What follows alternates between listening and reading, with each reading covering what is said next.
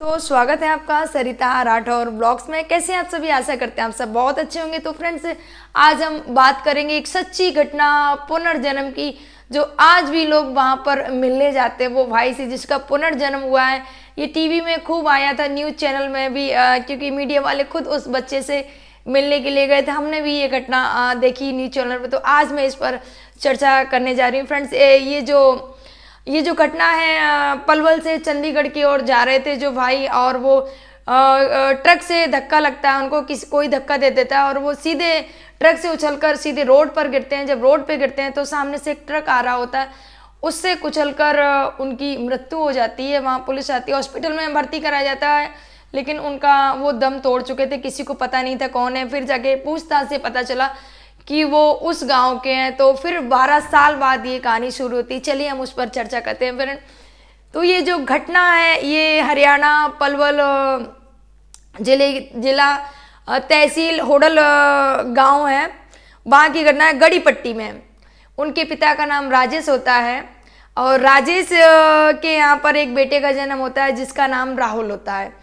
तो राहुल का जन्म होता है, सारे लोग बहुत खुश। और उसके बाद में राहुल जब छोटा 2-2.5 साल का होता है तो वो ऐसे ही मजाक, मतलब तोतली भाषा में बोलता है कि पापा मुझे रुपए दे दो और मुझे अपनी वाइफ के लिए दवाई लेके जानी है, मेरी वाइफ के पेट में दर्द हो रहा है। तब सब हंसी मजाक करते हैं, पिता भी हंसते, अरे क्या बच्चा बोल रहा है, ऐसे ही बोल रहा है, मजाक मस्ती कर रहा है। माँ भी हंसती कि अरे ये तो ऐसे ही बोलता रहता है। पर किसी ने उस बच्चे की तोतली भाषा पर ध्यान नहीं दिया। बच्चा बड़ा होता है, एक दिन पिता ने बोला कि चलो तुम्हें बुआ के यहाँ ले चलते हैं, तो चलो बुआ के यहाँ पर। तब उस समय बच्चे की उम्र 7-8 साल रही होगी। तो उसने बोला ठीक है चलो बुआ। तब जब बुआ के घर पे जा रहे थे, जो गड़ी पट्टी और वहाँ का जो रास्ता है भेड़की गांव बुआ के घर का है, और वहाँ से पड़ता है गांव वांसवा गांव पड़ता है, तो उसके नज़दीक ही पड़ता है। तो जब वहाँ से वो भेड़की गांव के लिए जा रहे तो वहाँ से वांसवा गांव की ओर रास्ता जा रहा था। तो वो बच्चा वहाँ रोने लग गया, बोला कि नहीं मुझे यहाँ नहीं जाना है, मुझे तो अपने घर जाना है। तो पिता ने वहाँ पर डांट दिया, नहीं चुप हो जाओ, कौन सा तुम्हारा घर है, चलो बुआ के यहाँ चलते हैं। बच्चा शांत हो जाता है, फिर बुआ के यहाँ जाते हैं, थोड़ी देर बैठते हैं, बातें करते हैं। उसके बाद में फिर जब वापस आ रहे होते हैं, फिर बच्चा उसी रास्ते में जो बांसवा गाँव, वहाँ पर ही उसके दूरी पर बच्चा वहाँ रोने लगता है और तेज रोने लगता है। देखो ये मुझे घर नहीं जाने दे रहे हैं मेरे। तो वहाँ पर जब बच्चा तेज रोने लगता है तो वहाँ भीड़ इकट्ठी हो जाती है। तो पूछते हैं क्यों रो रहे हो बेटा, क्या? बोले देखो ये मुझे मेरे घर नहीं ले जाने दे रहे हैं। तो लोगों ने बोला क्यों नहीं? ये बोले कि ये मेरा घर उधर है, लेकिन ये मुझे अब मेरे घर नहीं ले जाने दे रहे हैं। तो बच्चे के पिता ने बोला देखिए ये मेरा बच्चा है, पता नहीं क्यों ये रो रहा है। लोगों ने बोला ये कहना क्या चाह रहा है, चलो इसकी बात ही सुन लेते हैं, ये क्या बोलना चाह रहा है। तो फिर वो जाके वहाँ पर उन्होंने कहा चलिए हम आपको ले चलते हैं। चल के वो जाके बच्चा जब जाता है वहाँ पर तो एक घर में घुस जाता है और बोलता है कि अरे अपनी उसकी पत्नी दिखती है जिसकी उम्र 46 साल होती है, शिखावती। तो शिखावती को बोलते हैं, देखते ही बच्चा पहचान लेता है और उसके बच्चे होते हैं, 4 बच्चे और एक बेटा रहता है। तो राजेश बेटे का नाम होता है। तो बेटे से मतलब जैसे एक बड़े मिलते हैं अपने बच्चे से लाड दुलार करते हैं, वैसे वो बच्चे से अपने मिलता है और सारी बातें बता, सारे बच्चों के नाम बताता है। और ये भी बोलता है अपनी पत्नी से कि तुम तो प्रेग्नेंट थी, क्या हुआ तुमको, तुम ऐसी कैसी दिख रही हो। तो वो चौंक जाती है, इनको कैसे पता है कि मैं प्रेग्नेंट थी। तो जब उसने उनकी पत्नी ने बताया, शिखावती ने, कि हाँ जब मेरे पति की मृत्यु हुई थी तब मैं 4 महीने की प्रेग्नेंट थी और ये बात मेरे पति को पता थी। तब सब लोग एकदम परेशान हो जाते हैं।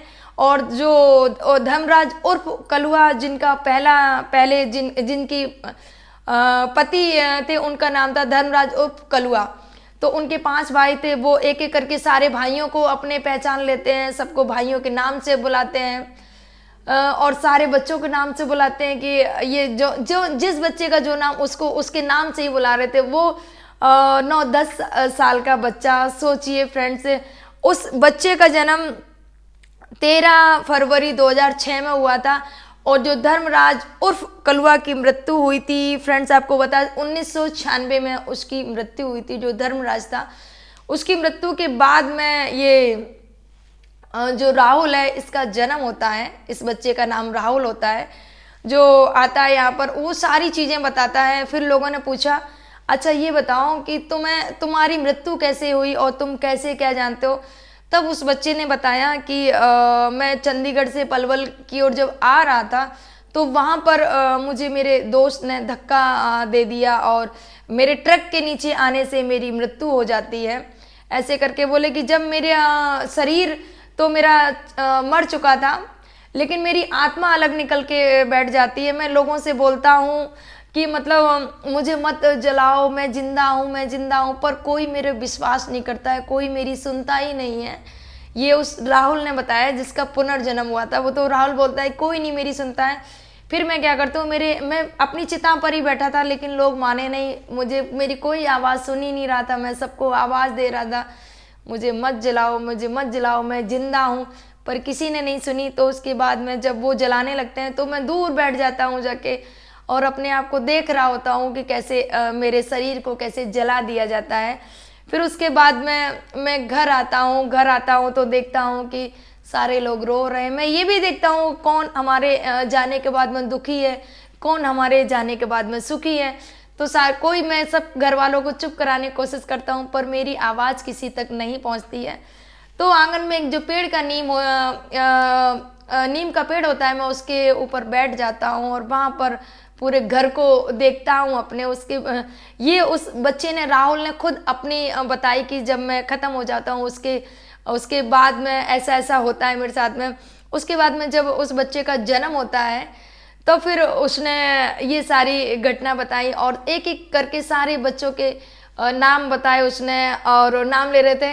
तो फ्रेंड्स ये पता कैसे चला, उस बच्चे जब वो बच्चा ये राजेश, जिस बच्चे के पिता का नाम राहुल के जो पिता थे राजेश भाई, तो वो अपने घर में जब बातें करता था बच्चा कि मतलब ऐसे ऐसे मेरा वहाँ पर घर है, मेरी पत्नी है, मेरे बच्चे हैं, तो ये ऐसी ऐसी चीज़ें धीरे धीरे करके पूरे गांव में फैलने लग गई थी, पूरे गांव में फैलने लग गई। तो फिर पता चला कि एक उनकी गांव की कोई लड़की की शादी हुई थी उस गांव में। तो उस गांव में शादी हुई थी तो वो लड़की बातें करने लगी। वहाँ पर उसने बताया जाके कि ऐसे ऐसे करके तुम्हारे ही मतलब एक लड़के का जन्म हुआ है और इतने साल का वो बच्चा है। वो ऐसे ऐसे करके बताता है कि हाँ मेरा घर वहाँ पर उस गांव में, मेरी पत्नी है, मेरे बच्चे हैं, सब लोगों के नाम भी बताते हैं।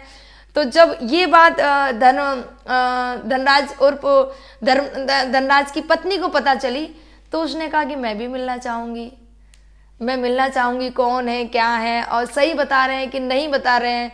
तो ऐसे करके जब धनराज के बेटे को पता चली तो उसने भी बोला कि नहीं मम्मी हम भी चलेंगे मिलने के लिए। तो वो सब लोग भी तैयार और उनके जो भी क्योंकि धनराज के 5 भाई थे और 3 बहनें थी, वो सब भी तैयार हो गए मिलने के लिए, जाने के लिए। नहीं हम भी मिलने के लिए चली। तो पूरा फैमिली ऐसे करके उस बच्चे से मिलने के लिए जाते हैं और जब बच्चे से मिलते हैं तो एक एक करके सभी के नाम बताते हैं, अपने सारे भाइयों के, बड़े भाई, छोटे भाई, अपने बच्चों के और तो और अपना उनका जो बचपन का मित्र था मोती, वो उसका भी जिक्र करते हैं, उसका भी नाम बताते हैं। मोती से मिलते हैं वो क्योंकि बूढ़ा हो गया था उनका मित्र भी, तो बोलते हैं अरे यार कैसे हो तुम मोती। मोती एकदम शौक रह जाता है उनका मित्र की, अरे नाम मेरा कैसे पता, इस बच्चे को मेरा नाम कैसे पता। बहुत घनी मित्रता थी मोती की और धनराज की। कहीं भी जाते थे दोनों साथ साथ जाते थे, हंसना बोलना, हर जगह उठना बैठना, बहुत घनिष्ठ मित्र थे। तो मोती की आंखों में आंसू आ जाते हैं कि मेरा मित्र तू मुझे छोड़ के चला गया। काफ़ी दोनों गले मिलकर रोने लगते हैं दोनों आपस में। और राहुल को सब कुछ याद था दोस्तों, मैं आपको, ये सच्ची घटना है।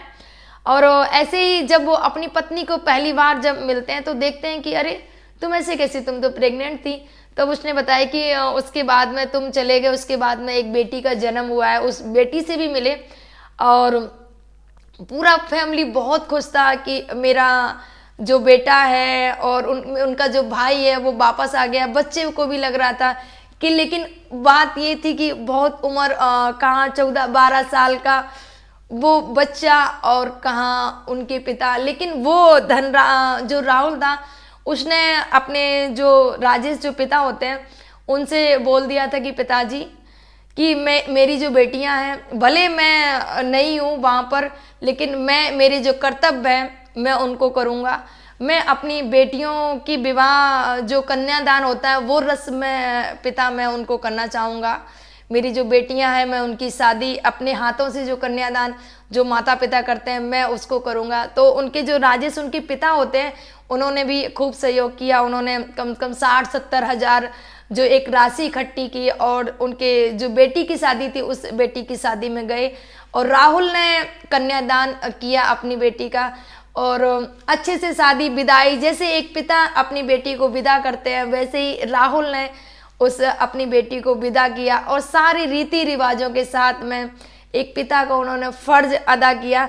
और 2023 में उस बच्चे की उम्र 16 साल हो चुकी है और उनका भतीजा अमन जो राहुल को घुमाता है पूरे गांव में। देखिए फ्रेंड्स, धनराज तो नहीं रहे, लेकिन जो बच्चा राहुल के रूप में आया उनके पास में, जो रिश्ता था उस रिश्ते से ही लोग उसको मान सम्मान दे रहे थे।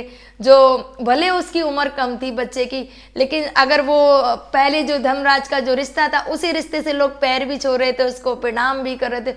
वही प्रेम, वही मान सम्मान सब कुछ उस बच्चे को मिल रहा था फ्रेंड्स। तो आज वो दोनों फैमिली, आज भी लोग वहाँ पर वांसवा गांव जाते हैं और उस धनराज भाई से मिलते हैं, जाके उनकी पुनर्जन्म की कहानियाँ पूछते हैं उनसे, कैसे तुम्हारा जन्म हुआ था, कैसे क्या होता। धनराज जब स्कूल धनराज के नाम से ही जाने, धनराज और राहुल, तो राहुल जब स्कूल जाता है, क्योंकि वो तो बच्चा ही था, राहुल जब स्कूल जाता तो सारे लोग पूछते कि कैसे क्या तुम्हारा जो पुनर्जन्म हुआ था, जरा बताओ अपने पुनर्जन्म के बारे में और तुम्हारी कैसे मृत्यु हुई थी। तो वो जो राहुल होता है थोड़ा परेशान होने लगता है कि अरे क्या है ये, बार बार वही सवाल। और बहुत सारे मीडिया कर्मी भी, जैसे जैसे लोगों को पता चल रहा था ये पुनर्जन्म की कहानी, वैसे वैसे लोग डेली आ जा रहे थे और सारे मीडिया वाले सब लोग, क्योंकि लोगों को अचंभा लगता है ना कि पुनर्जन्म हुआ है और वो भी सच्ची घटना। ये जब ऐसी बातें पता चलती तो आग की तरह फैल जाती सब जगह, अरे देखो पुनर्जन्म हुआ है।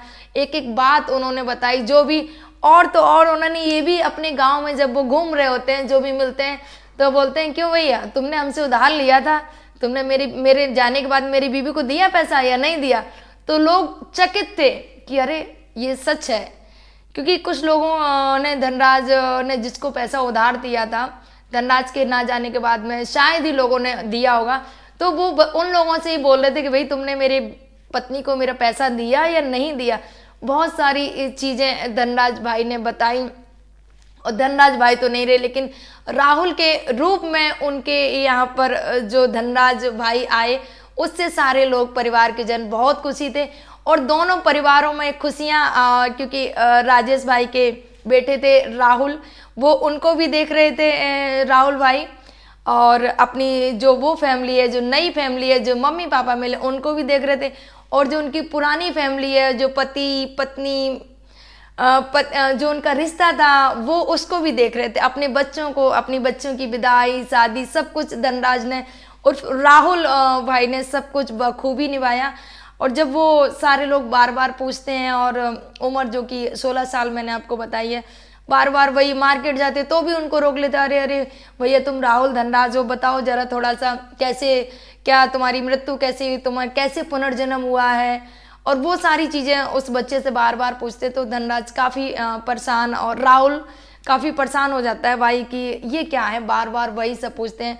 तो अब राहुल थोड़ा सा शांत रहना हो गया है राहुल का, अब ज़्यादा राहुल बात नहीं करते हैं उस पुनर्जन्म पर, बार बार वो अब बात करना पसंद नहीं करते हैं फ्रेंड्स।